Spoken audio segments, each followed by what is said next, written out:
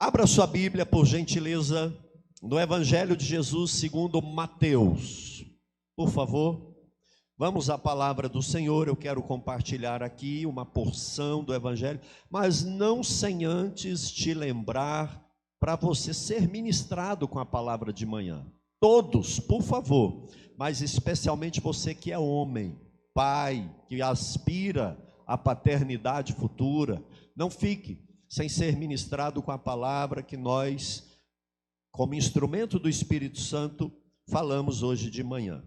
Meus irmãos, agora nós vamos caminhar aqui no Evangelho segundo Mateus, capítulo 14, e faremos uma leitura, né, talvez um pouco maior do que a média que eu costumo fazer, mas é uma leitura maravilhosa. Se liga na palavra de Deus que assim nos diz. Logo a seguir, Jesus fez com que os discípulos entrassem no barco e fosse adiante dele para o outro lado, enquanto ele despedia as multidões. E tendo despedido as multidões, Jesus subiu ao monte a fim de orar sozinho. Ao cair da tarde, lá estava ele só. Entretanto, o barco já estava longe, a uma boa distância da terra, açoitado pelas ondas, porque o vento era contrário. De madrugada, Jesus foi até onde eles estavam, andando sobre o mar.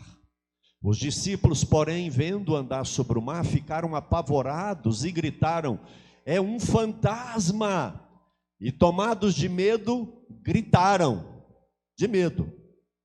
Mas Jesus imediatamente lhes disse: "Coragem, sou eu, não tenham medo, não temais."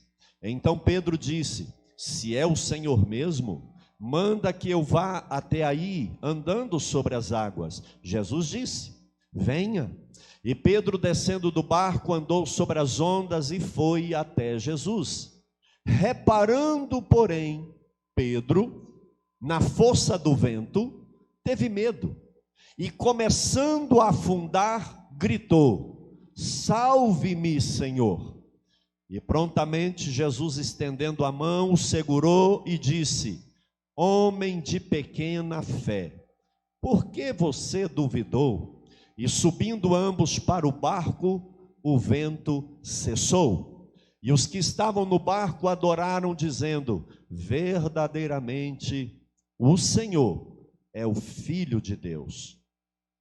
Estando já do outro lado, chegaram à terra de Genezaré. Eu quero falar e te dar algumas dicas como enfrentar as tempestades da vida. Tome o seu assento e nós vamos aprender aqui algumas verdades e lições da palavra de Deus. Irmãos, é um texto muito conhecido. Nós mesmos já ministramos sobre ele quando falamos em Marcos. Vários irmãos já pregaram. É uma passagem muito conhecida nas igrejas, graças a Deus por isso. Mas a palavra de Deus é inesgotável, amém? Então não se engane, achando que não sai mais coisa daí. Não entre nessa, porque a palavra de Deus se renova todo dia, cada manhã. E são lições e verdades maravilhosas. E nós queremos então aprender aqui nessa passagem, nesse enredo, algumas lições e verdades. Como nós podemos também, como crentes, como discípulos e seguidores de Cristo, Ele que é poderoso, soberano e digno, como que nós devemos enfrentar as adversidades, as lutas, as privações, que aqui a gente chama de tempestades. Veja bem que na Bíblia, a Bíblia ela fala muito de tempestades. Ela cita histórias ilustrativas e também eventos reais de tempestades. Nós temos a tempestade em que Jonas, por desobediência, ele fugindo da direção e vontade de Deus, Deus faz com que ele entre numa tempestade. Nós temos a história do próprio Paulo, quando estava indo para Roma fazer a obra de Deus, E de repente ele é tomado por uma tempestade tão forte, mas tão forte, que não sobrou nada. Navio, carga, tudo foi destruído, exceto os seres humanos, as pessoas. Então a Bíblia ela vem nos falar de tempestade. O que nós lemos aqui foi uma tempestade mesmo, uma tempestade literal. E uma tempestade, ela é uma variação climática. Muito rapidamente, para você entender aqui como introdução dessa palavra, eu estava dando uma pesquisada.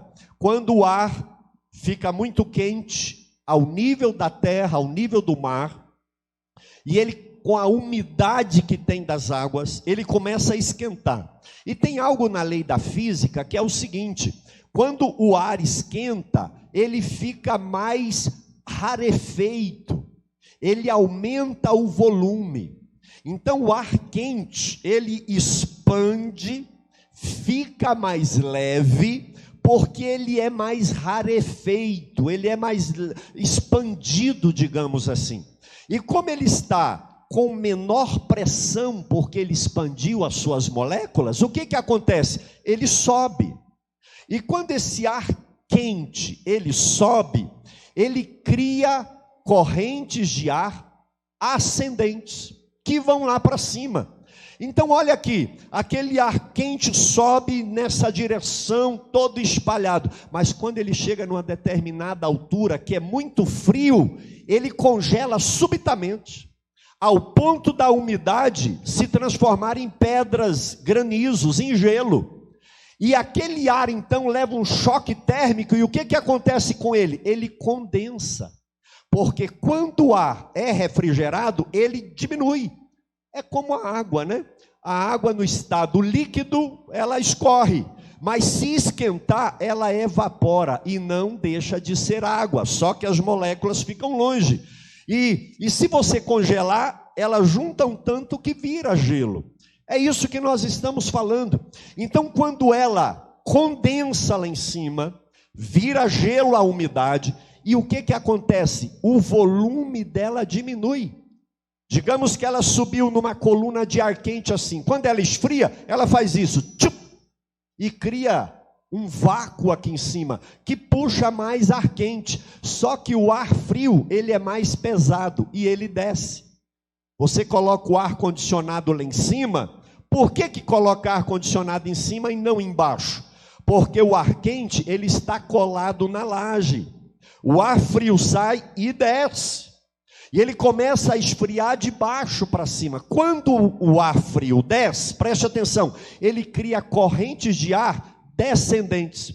Então é ar quente subindo, ar frio descendo, e essas variáveis de corrente de ar é que gera a tempestade. Fica doido, aquilo roda, aquilo gira, o vento assopra para um determinado lugar. Esse é o fenômeno. Por conta da carga negativa e positiva dos íons do céu e na terra, começam as descargas elétricas, os raios, e aqueles trovões e relâmpagos. Esse é o fenômeno da tempestade. Irmãos, o que aconteceu aqui foi um fenômeno natural. Exatamente isso que eu estou dizendo para os irmãos. Mas eu não quero, trazer aqui conhecimentos científicos numa noite de ceia, apenas para introduzir o assunto e dizer que nós sabemos o que é uma tempestade. Mas eu quero trazer isso para o campo da figura de linguagem. Eu quero fazer uma aplicação aqui na nossa vida, porque tudo aquilo que nos acomete, tudo aquilo que nos atrapalha, tudo aquilo que nos causa medo, tudo aquilo que faz com que a gente, navegando, a gente seja tumultuado, perturbado, nós podemos, de uma maneira figurada, chamar de tempestade. Um problema financeiro, um problema familiar, algo que está tirando o seu sono, um projeto que não está dando certo, uma empresa que não decola, e aquela tempestade que vem trazendo lutas, adversidades, dificuldades e aflições. Isso é uma tempestade. É aquilo que não é natural. A Bíblia chama tempestade, chama de deserto, prova, tribulação, tudo é a mesma coisa. Agora, como que um cristão deve se portar deve se conduzir no dia mau, no dia da luta, no dia da tempestade? Como que nós devemos proceder aqui, irmãos, no dia que esse tempo muda para nós? Tem um ditado que a gente fala: ixi, o tempo fechou. Rapaz, estava bom demais, de repente o tempo fechou. E é interessante porque aqui tem aqueles que passaram pela tempestade, tem gente aqui que está passando pela tempestade, e tem gente aqui que vai passar pela tempestade. Então não imagine que a gente vai falar coisas aqui que não poderão ser úteis para você. Se ligue nessa palavra: como eu devo enfrentar as adversidades da vida, como eu devo viver. Irmãos, aquela ilusão fantasiosa, ilusória, de que aqui está tudo bem, não vai ter problema, isso não existe, isso é surreal. Foi Jesus que disse que aqui nós teremos lutas, tribulações e aflições, e lutar contra essa realidade é lutar contra a verdade, porque quem não tem luta, quem não passa por adversidade? Então eu quero, nesses minutos que nos restam aqui, trazer alguns ensinamentos para você colocar em prática e responder a seguinte pergunta: como eu devo enfrentar as tempestades da vida? Primeira coisa que nós temos nesse texto, que é o mais óbvio de tudo que esse texto tem. A primeira coisa que é mais clara, e todo mundo que vai pregar nesse texto tem que falar isso, senão não leu a Bíblia, é que nem sempre as adversidades são resultados de pecado e desobediência. Não é porque algo está dando errado, não é porque um filho está dando trabalho, não é porque tem alguma adversidade, não é porque algo não funcionou como você quis, não é porque alguma adversidade veio, o diagnóstico deu ruim, algum projeto não deu certo, e aí Satanás e os mensageiros de Satanás, a exemplos de Jó, que chegam dizendo: alguma coisa está errada na sua vida, isso é porque você não faz isso, não faz aquilo, é porque você fez, é porque... E acusadores e julgadores não faltam. Mas isso aqui é interessante porque tranquiliza o nosso coração, irmãos. Nem sempre, pode ser, na vida de Jonas foi, na vida de Paulo não foi. Então o que nós precisamos é olhar para nós mesmos à luz da palavra. Eu estou em comunhão com Deus, é lógico que eu não sou perfeito, eu não sou uma obra acabada, mas eu me arrependo quando eu erro, eu me levanto, eu sou obreiro, eu sou crente, eu faço a obra, eu sou fiel a Deus e à palavra. Então algo deu errado, calma lá, veja aqui, no primeiro versículo que nós lemos, no versículo 22, Jesus fez com que os discípulos entrassem no barco. E a palavra aqui, Jesus fez com que, ou seja, Jesus forçou, Jesus obrigou, Jesus colocou eles dentro do barco. Que o texto ainda continua dizendo aqui, que eles fossem para o outro lado. Eles estavam em desobediência a Jesus? Quando eles estavam remando lá no meio do lago, sim ou não? Eles entraram naquela tempestade porque Jesus mandou eles irem para cá e eles foram para lá? Não. Então alto lá, acalma o seu coração. Esse vento, essa tempestade, essa tribulação, se a sua vida está bem com Deus, espera aí, porque existem situações que Deus permite acontecer na nossa vida. Determinado dia Jesus chega para Pedro e fala: Pedro, vigia, toma cuidado, porque Satanás pediu para te cirandar. E Jesus fala: e foi autorizado. Irmão, que isso? Como é que Deus deixa uma tempestade dessa? Não é? Pedro, olha, não dá mole daqui para frente não, porque Satanás pediu para te cirandar, e você vai ser cirandado pela mão de Satanás. Ele vai cirandar em volta de você, ele vai joeirar, como joga o trigo para cima para sair a palha. Deus vai deixar o diabo tocar em você. Olha isso, irmãos. Foi assim com Jó. A Bíblia diz que Satanás chega lá, Deus dá testemunho de Jó, e Deus fala que Jó era íntegro, reto, temente a Deus e desviava do mal. Olha que crente, olha que obreiro, olha que homem bom, um homem íntegro, reto, temente a Deus e que desvia do mal. Olha que homem. Mas Satanás fala assim, ele é assim porque o Senhor encheu ele de riqueza. Irmãos, é verdade, o coração humano é inclinado para a posse, para a propriedade, e Jó era um homem rico, só que Deus conhecia Jó, falou assim, pode tirar tudo que ele tem, pode tirar, que ele continua fiel. Satanás foi lá e acabou com tudo, e os irmãos conhecem a história. Agora está o nosso irmão Jó miserável, e quem tirou? O diabo. A tempestade. Se Deus permitir você perder tudo que você tem, você continua crente? Satanás volta, Deus com aquele sorrisão de orelha a orelha, vira para ele e fala, viste meu servo Jó? Íntegro, reto, temente, desvia do mal, e não murmurou, nem blasfemou, porque ficou pobre. Aí Satanás fala algo que chega a tremer a nossa carne. Satanás fala assim, pele por pele, e o homem dará tudo para ter a cura. Se você colocar doença no ser humano, ele vai buscar cura no centro espírita, na macumba, onde for ele vai. Aí Deus disse, é assim? Jó é diferente. Toque na saúde dele, mas não te dou autoridade para tirar a vida dele. Satanás desceu, irmãos, e colocou um câncer na pele de Jó, da cabeça aos pés. Aquele homem coçava, e aquilo deram uma tribo, aquilo fedia, ninguém chegava perto, aquele homem só ficava de longe.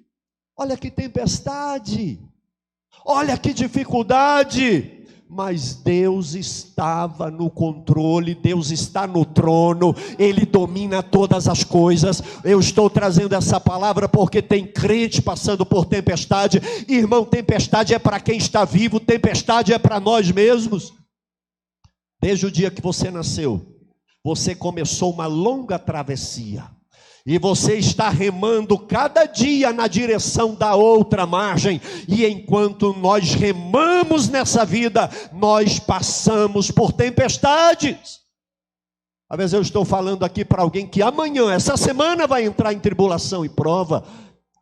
Calma, descansa o seu coração. Jó quase morreu. A mulher dele chega lá e fala, ô Jó, você já ficou pobre, agora está doente. Amaldiçoa a Deus, que assim Ele te mata e você descansa. Ele todo ferido, miserável, vira para aquela mulher e fala, tu fala como uma louca. Olha isso, irmão. Você fala como uma louca qualquer.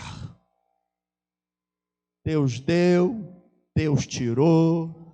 Eu nasci nu e vou ser sepultado, não vou levar nada para a eternidade. Bendito seja o nome do Senhor. Não desespere se você passar por tempestade. É triste ver um crente desesperado. Diga para quem está do seu lado, Jesus está contigo, meu irmão. Jesus está contigo. Tempestade vem, e elas vêm para que nós glorifiquemos a Deus através das tempestades. Se a sua vida está no altar, se você está em comunhão, se você é um crente fiel, irmão, calma lá, isso vai dar alguma coisa que vai resultar na glória do nome do Senhor Jesus, ainda que Ele te leve para a eternidade, Ele tem propósito nisso. Então nós precisamos ser uma igreja que tenha essa compreensão. Lutas, diversidades, tribulações nós teremos até o último dia que nós estivermos aqui na terra, conosco, com cônjuge, com filho, com neto e com bisneto. Então para que esse desespero quando a tempestade vem? Tempestade é para quem navega, é para quem está em alto mar, e a nossa vida é uma longa travessia. Mas a segunda verdade que nós temos aqui, irmãos, é que nós precisamos confiar na soberania de Cristo. Se tem um tema que eu nunca vou deixar de pregar onde eu passar, é a soberania de Cristo. Porque tem crente que duvida que Jesus é Deus, que Ele está no trono, que Ele é o Verbo encarnado, acha que Ele é um Mahatma Gandhi, que Ele é mais um dos profetas. Não é não, Jesus é Deus. Ele estava lá no Gênesis, antes da criação, fazendo todas as coisas. Não foi Maria que foi mãe de Deus, Maria foi mãe de Jesus humano, porque Jesus já existia desde sempre. Ele é o Verbo de Deus desde a criação, e Ele é soberano, Senhor. O crente que não tem uma visão da soberania de Cristo, qualquer coisa ele duvida, ele desespera. Agora, a soberania de Cristo é maravilhosa. E onde eu vejo a soberania de Cristo aqui? Aquilo que causava medo nos apóstolos não era a profundidade do mar, não era a altura das ondas, não era a velocidade do vento. A realidade humana que ameaça aqui embaixo não alcança a soberania de Cristo, porque Ele anda, Ele surfa por cima daquilo que nos causa medo. Diga para quem está do seu lado: Jesus é maior do que o seu medo. Jesus, Ele é soberano. Ele é poderoso. Eu disse lá no primeiro item que falava da tempestade, e alguém falou assim: pastor, como que Deus entregou Pedro para cirandar, para Satanás cirandar Pedro? Como é que Deus entregou Jó na mão do diabo, pastor? Como é que pode? Agora você vai entender. Deus colocou Jó na mão de Satanás, deixou Satanás cirandar Pedro com a mão. Sabe por quê? Porque Satanás está debaixo do pé de Jesus. Ele só faz aquilo que Jesus manda e deixa. Ele está acima disso. Então Satanás pode cirandar, mas só até aqui. Seria como se Jesus fosse lá e passasse uma linha e dissesse para ele: você não pode passar esse fio que está aqui no chão. E ele não vai além da ordem de Cristo, porque Jesus Cristo é Senhor. Você pode aplaudir a soberania de Cristo? Não havia ninguém digno, nem no céu, arcanjo Miguel, Gabriel, ninguém no céu, nem na terra, nem debaixo da terra, ninguém, até que o Cordeiro de Deus aparece. E o ancião fala: chora não, João, olha lá quem dá conta, quem é maior. Olha lá quem surfa por cima do seu medo, quem domina a sua depressão, quem está acima da economia do Brasil e do mundo, quem está acima da ONU, da Rússia, dos Estados Unidos e da China. Para que, igreja, assustar o coração, se maior é aquele que está conosco do que aqueles que estão no mundo? Deus, Ele anda por cima de tudo isso, não interessa o que aconteça. O Senhor reina, o Senhor domina. Ele vem andando acima daquilo que causa espanto. Feche os seus olhos, porque tem um medo querendo bater na porta do seu coração.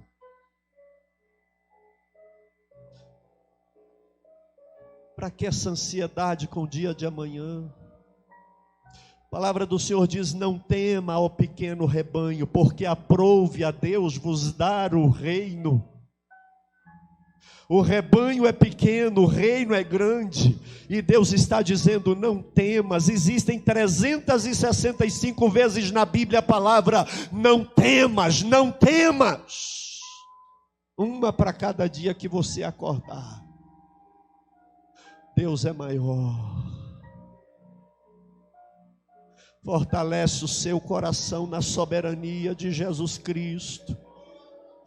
Fortalece o seu coração. A Bíblia diz que Jesus venceu o pecado, Ele venceu a morte, Ele venceu o inferno, Ele venceu Satanás, Ele venceu tudo isso, meu irmão. Então não espantes, ainda que você perca tudo que você tem, que na verdade a gente não tem é nada. A gente nasceu sem nada e não vai levar nada. Então para que tanto medo e tanto desespero? Jesus está acima de tudo isso. Começa a receber aí calma no seu coração, tranquilidade. Tem gente adoecida de tanto ver vídeo na internet. Deus está dizendo para você: coragem, sou eu, não tema. Coragem, sou eu, não tema. No meio desse caos, recantore mechou necai.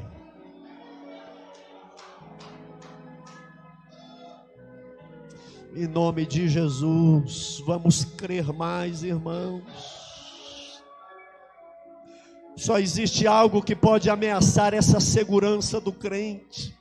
Segurança que levou cristãos cantando para a arena para serem devorados por leões. Cristãos que foram queimados dando glória a Deus, porque viam que Cristo é maior do que o calor das labaredas. Porventura nós somos crentes só para receber o bem, o bom, o milagre? Ou nós somos crentes para receber aquilo que Deus quer que nós recebamos? Haja o que houver, venha o que vier, o seu Deus é maior. Uma terceira lição nesse texto para a gente tomar a ceia do Senhor, olha aqui. Nós temos um inimigo que quer roubar essa segurança, o inimigo que quer nos atacar. Pode deixar, o inimigo que quer nos atacar, preste atenção aqui, se não funcionar nós vamos sair. Esse inimigo não é o diabo, esse inimigo não é o inferno. Olha aqui, por favor, não distraia. Nosso inimigo não são as tempestades, não é o vento, nem a altura da onda, não é nada disso. O nosso maior e principal inimigo nessa travessia é a incredulidade.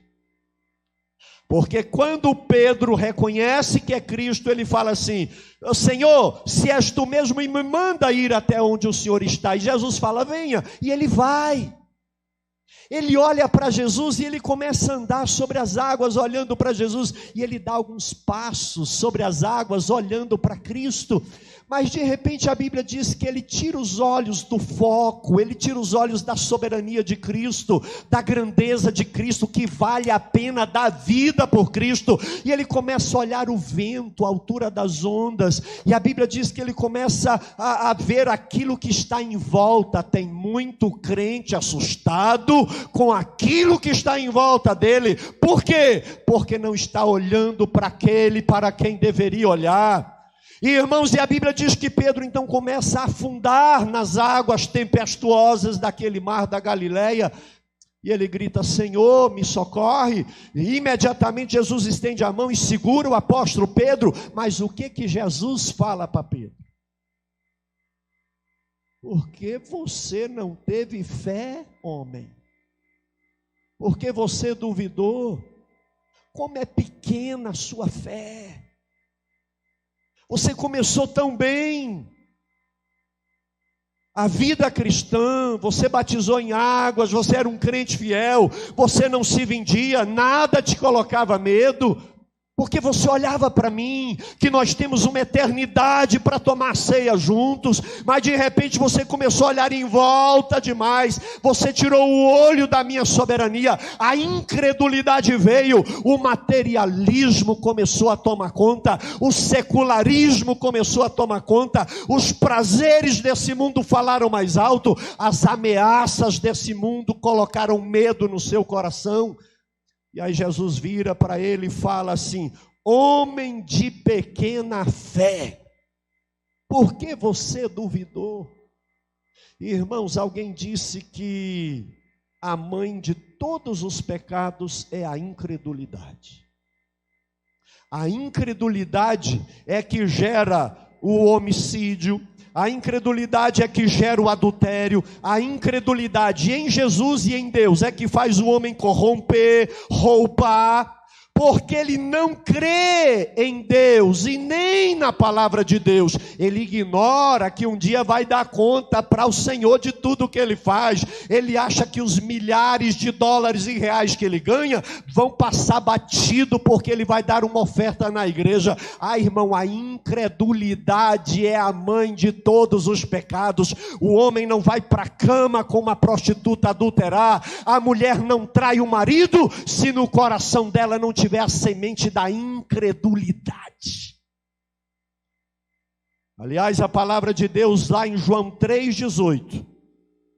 Se você quiser anotar aí ou depois olhar na Bíblia, João 3,18, Jesus diz assim: quem nele crê não é condenado, mas o que não crê já está condenado. E por que ele está condenado? Porque não crê no nome do unigênito Filho de Deus. O pecado que vai levar o ser humano para o inferno é a incredulidade. O camarada pode ser um bom caráter, ele pode ser um bom pagador de conta, pode ser um cidadão de primeira linha, que a gente olha e diga assim, é melhor do que muitos crentes. Se não crê em Jesus, ele vai para o inferno.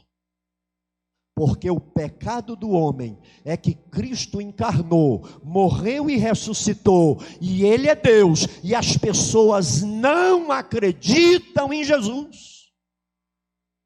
Esse é o maior inimigo da humanidade, é a incredulidade de achar que Deus tem o culpado por inocente, de achar que Deus tem meias verdades e que Deus vai dar um jeitinho no final. Não vai.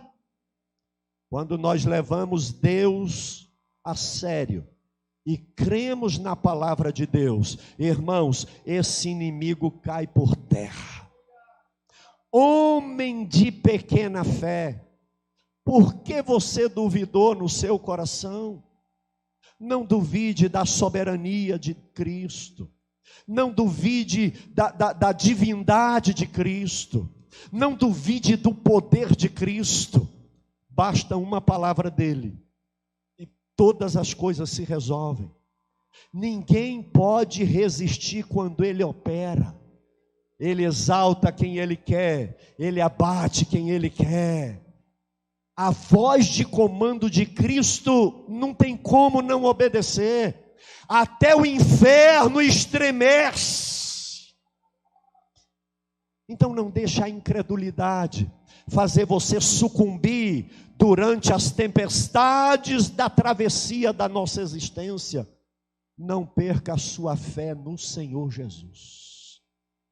Mas eu quero caminhar aqui para a gente tomar a ceia do Senhor Jesus. Antes, diga para quem está do seu lado, irmão, tudo é possível ao que crê. Diga com fé, fala, irmão, tudo é possível ao que crê.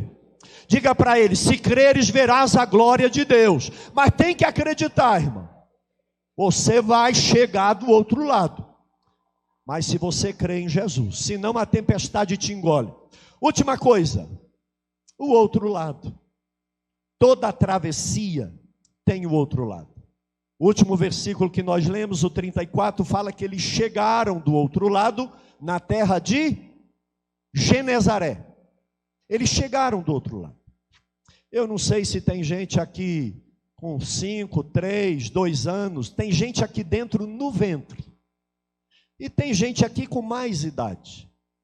Tão certo como você me escuta, você vai chegar do outro lado. Querendo ou não, remando ou não, o vento, as ondas vão te levar. Dura coisa vai ser chegar do outro lado sem Jesus no barco. A Bíblia diz que quando Jesus chega no barco, primeira coisa, ele acalma a tempestade. E só com Cristo no barco, eles chegam em paz do outro lado. Como você quer chegar do outro lado? Ou melhor, eu vou mudar a pergunta. Com quem você quer chegar do outro lado?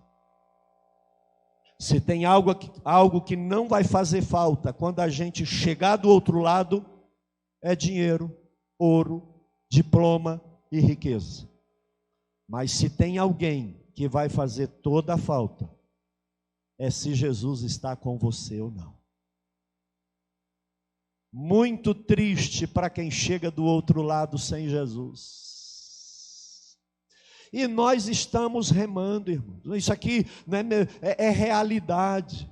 Só esse mês nós fizemos 4 cultos fúnebres. Só esse mês. Irmãos nossos que chegaram do outro lado. Ou a gente vai no arrebatamento, se Cristo voltar a qualquer momento, ou a gente vai chegando individual. Não interessa. Pastor, qual que o senhor quer? Eu quero aquilo que Cristo quer para mim. Não quero nada. A minha vida é dele. Ele é que manda. Agora, com Cristo eu não tenho medo de atravessar e chegar do outro lado. Billy Graham disse assim: vocês lerão no jornal que Billy Graham está morto, mas eu estarei com Cristo mais vivo do que nunca, quando vocês estiverem sepultando o meu corpo, porque Cristo estava com ele. Irmãos, nós precisamos de manter essa comunhão, essa unidade, não é para ser rico aqui não é para ser o maior fazendeiro daqui não, eu não prego isso. Olha, se você quer alguém que ministra prosperidade na sua vida, você está na igreja errada. O que eu prego é que Cristo vai chegar com você do outro lado, rico ou pobre. Eu tenho certeza que Deus não vai cobrar de mim, porque eu não liberei uma palavra de prosperidade na sua vida. Mas se alguém ficar no mar sem Jesus e chegar do outro lado, ele vai dizer: por que que você não falou de mim para ele? Eu não estou aqui para pregar riqueza ou prosperidade, eu estou aqui para dizer: quem chegar do outro lado sem Cristo vai ser horrível. Mas bem-aventurado, feliz, aquele que fechar o olho aqui e abrir o olho ali. A Bíblia diz em Atos capítulo 7 que Estevão estava sendo apedrejado e morrendo. Com as últimas forças ele olha para o céu. E o que ele vê? O céu se abre. E Jesus Cristo se levanta do trono e abre os braços. E aquele povo jogando pedra e ele dizendo assim: eu vejo Jesus com os braços abertos para me receber. Fechou o olho aqui e abriu, abraçando Jesus do outro lado. Irmãos, não vale a pena desfrutar e viver o melhor que esse mundo pode dar, se para isso você tem que abrir mão de Jesus no seu barco e na sua vida. Você vai precisar dele do outro lado. Fique de pé em nome do Senhor Jesus, e eu quero terminar aqui para a gente tomar a ceia do Senhor. Com quem você quer chegar do outro lado? Com Mamon? Com Baal? Com Baco? Baco é o deus do bacanal, da orgia, do pecado. Mamon é o deus da riqueza. O que vai valer isso do outro lado? Ou você quer chegar com aquele que venceu a morte, o diabo e o inferno? Eu quero projetar o versículo de Apocalipse 14, 13. Então ouvi uma voz no céu que dizia: João, escreva: bem-aventurados os mortos que... Bem-aventurado, preste atenção. Desde agora morrem no... Jesus está com ele, irmão. Não parte daqui sem Jesus não, que não é um bom negócio, crente. Pelo amor de Deus. Não faz eu mentir se eu estiver no seu culto fúnebre, não. Ah, está com Jesus e não está. Seja crente, esteja preparado. Felizes e bem-aventurados aqueles que morrem desde agora no Senhor. Jesus está aí. Jesus está aí com você. Jesus está aí no seu coração. Ele é Deus da sua vida. Pastor, mas por quê? Por que é assim? Sim, diz o Espírito Santo, para que descansem das suas fadigas, pois as suas obras os acompanham.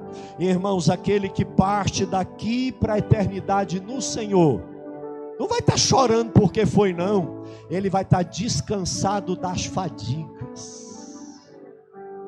O cristão precisa largar essa visão de eternidade, que nós cremos, desacreditamos, duvidando que Cristo venceu a morte e ressuscitou.